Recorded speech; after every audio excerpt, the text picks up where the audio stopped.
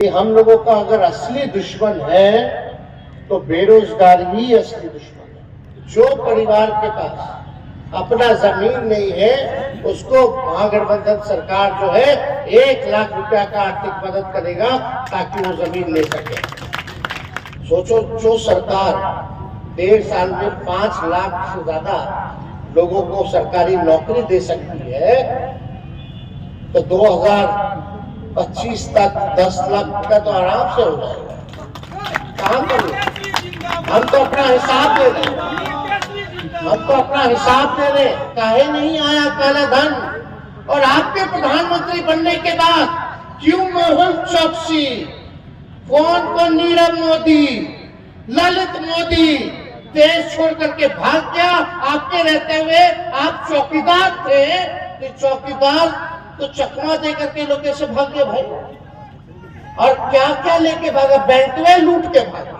सरकार ने कानून मंत्री डॉक्टर शमीम अहमद साहब जी, विधायक भरत मंडल जी, पूर्व मंत्री रामलखन रमन जी, पूर्व सांसद विष्णु मोहन मंडल जी, राजीव चंद्र भंडारी जी, एक्स MP सुरेंद्र प्रसाद यादव जी, राम आशीष यादव जी, सीताराम यादव जी, उमाकांत यादव जी, राम अवतार पासवान जी, पार्टी के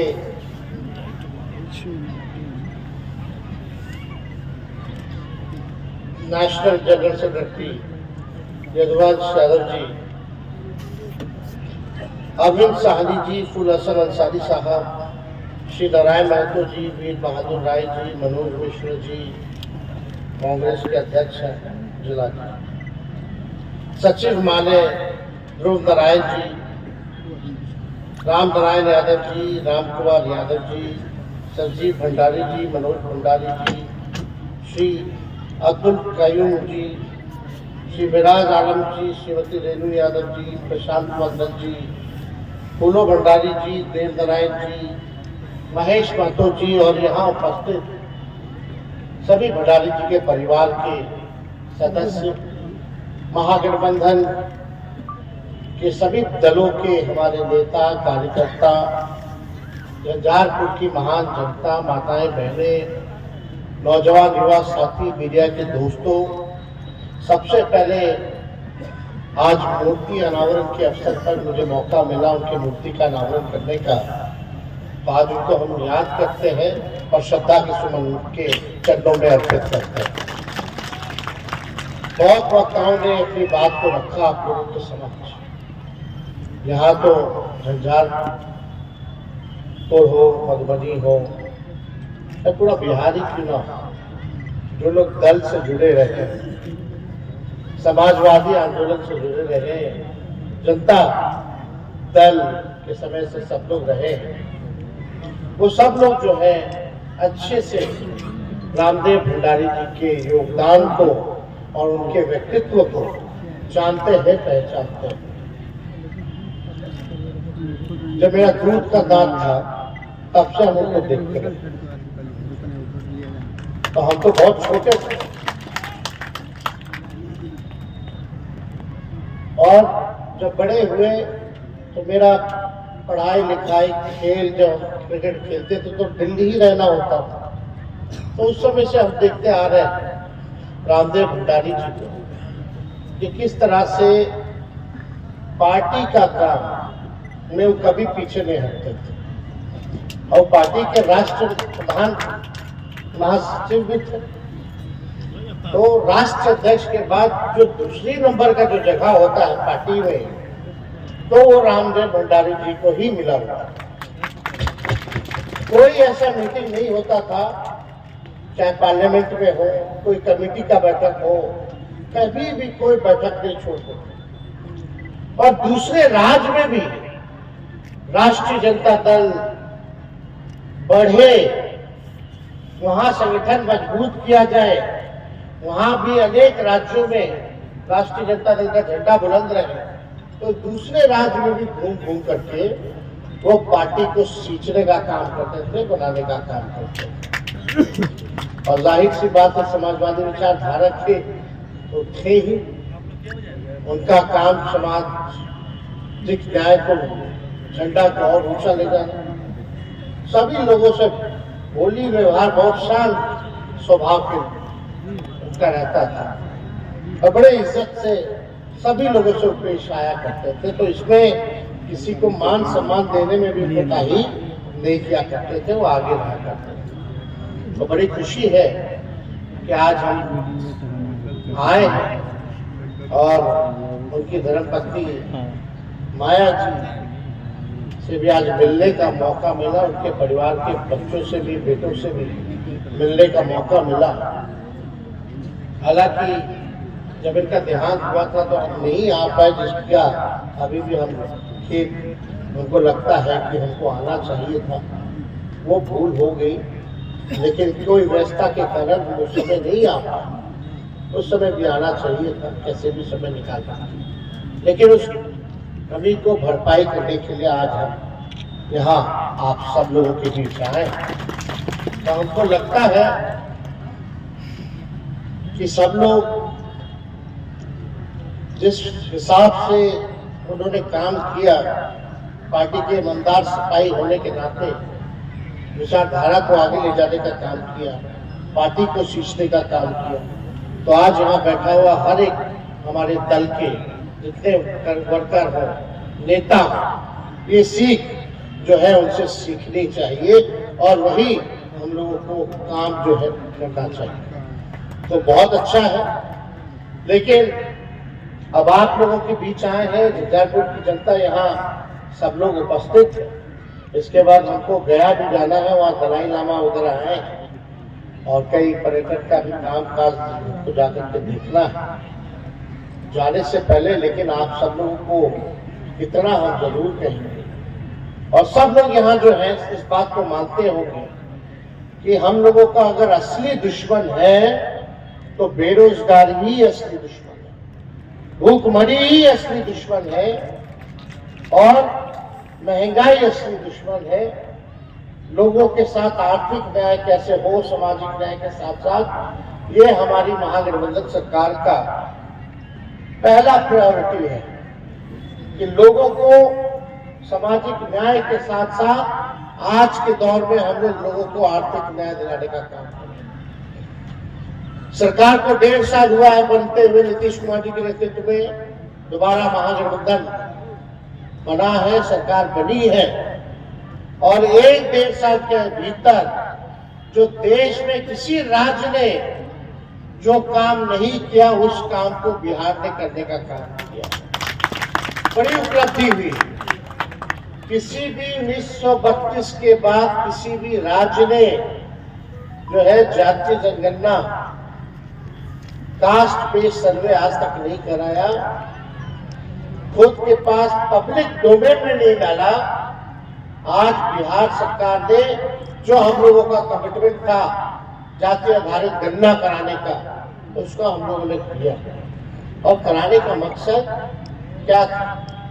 ताकि पता चले कि कौन लोग नाला साफ करते हैं, कौन जाते हैं, कौन लोग जो है भूमिहीन है, कौन लोग जो है बेरोजगार है, कौन लोग जो है एक कमरे में रहता है, कौन लोग जो है भीख मांगते हैं, कौन लोग ठेला चलाता है, फुटपाथ पे सोता, ताकि हमारे पास आंकड़ा हो और सरकार उसी हिसाब से योजना बना करके उन गरीबों को हम लोग आर्थिक मदद करें। उन गरीब परिवारों को जो समाज के अंतिम पैदान पर खड़ा समाज है उसको मुख्य धारा में हम लोग लाने का काम करें। यह इसलिए हम लोगों ने जाति आधारित गणना कराने का निर्णय लिया। अगर जाति आधारित गणना नहीं कराते तो कैसे पता चलता कि गरीबी कौन कौन जाति में, किसकी कितनी संख्या है, किस हिसाब से किसको हिस्सेदारी मिलनी चाहिए। और कुछ लोग अलग अलग बात करते होंगे लेकिन किसी ने इस बात का विरोध नहीं किया। सर्वदल ने, सभी लोगों ने, चाहे भाजपा ही क्यों ना हो, दांत पीसती रहेगी लेकिन हमारे निर्णय पर उन्होंने साथ दिया। ये मामूली बात नहीं है। तो इस काम में हम लोग लगे और पता चला कि स्वर्ण जातियों में भी गरीबी है। कोई ऐसा जात नहीं है जहां गरीबी नहीं है, ये पता चला। अब हम लोग क्या करें?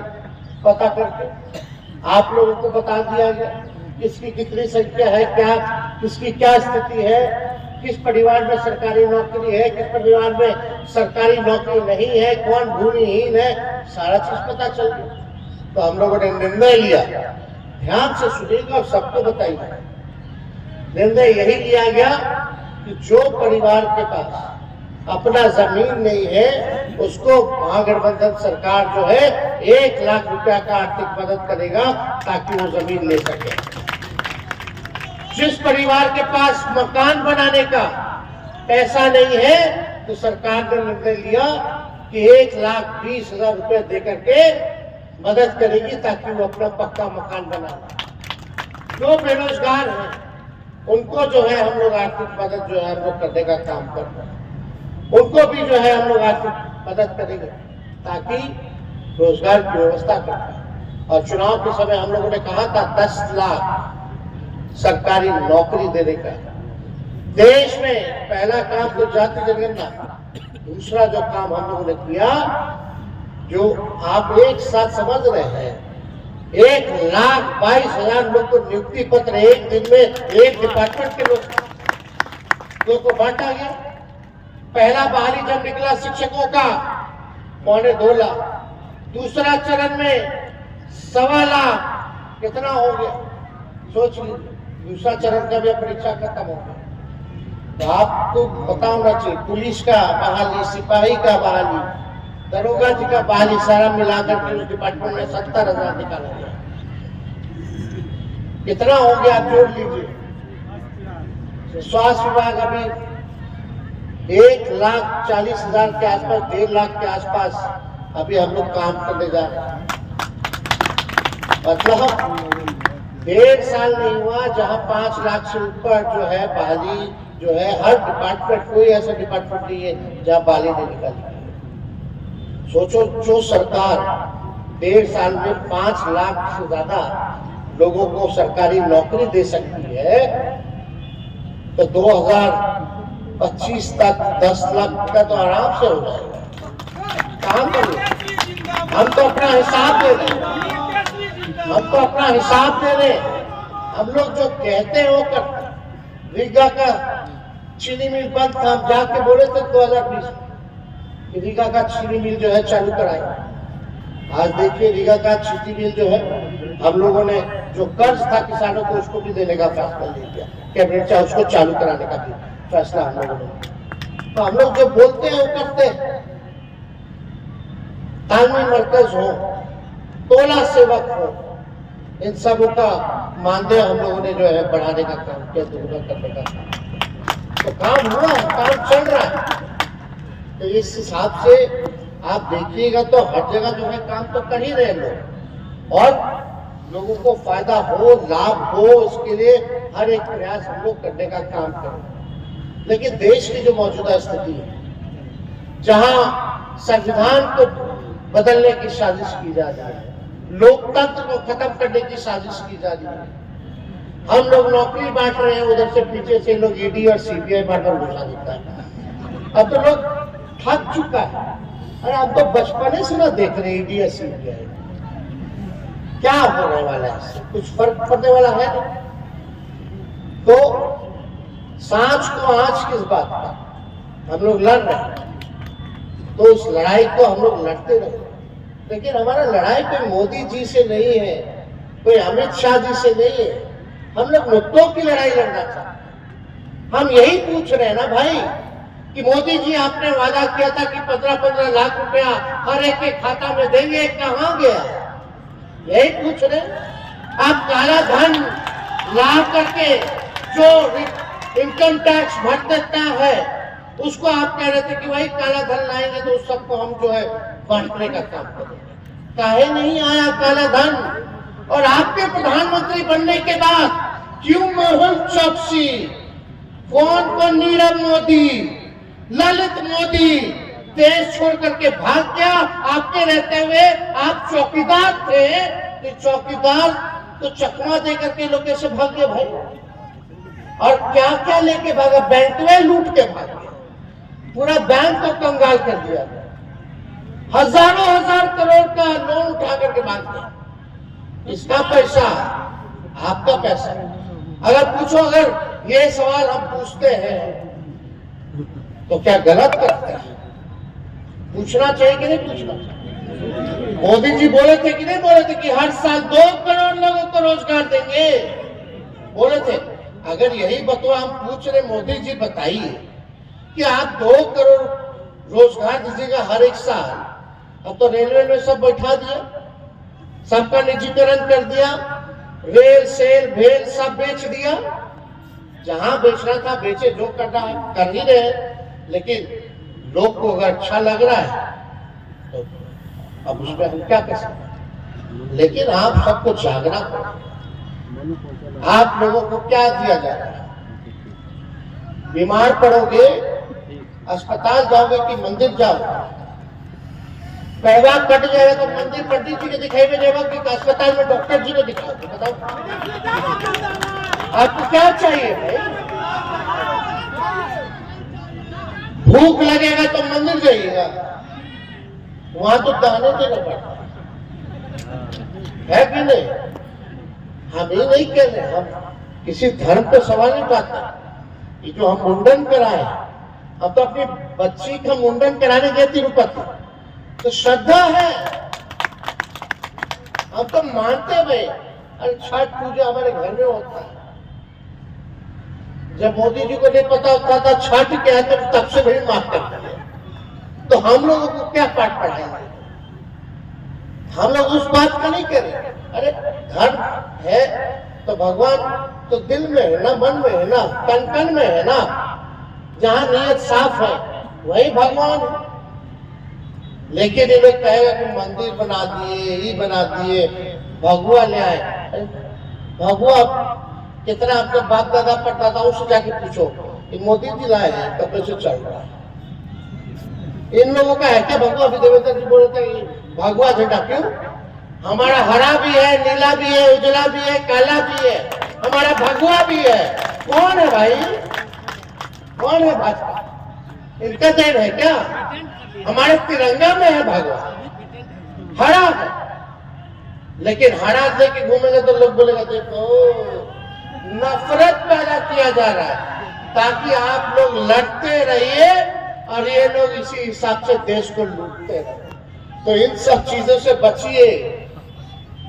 और मोदी की बात नहीं, मुद्दे की बात कीजिए।